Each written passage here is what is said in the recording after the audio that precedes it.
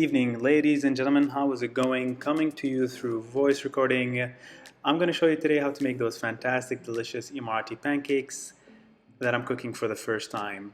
Let's go. So you start with your yeast, your flavorings, cardamom, saffron, and salt. You get some sugar in, as well as the flour, of course. And for the vegan touch, your oat milk.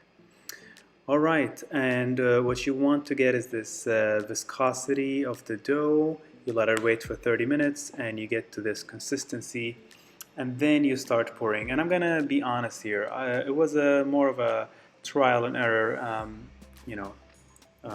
take, because obviously it's my first time, but I did get a couple of tries in. You cook the pancakes first, and then you pour some fat on top of them, and that's what I learned basically through the process.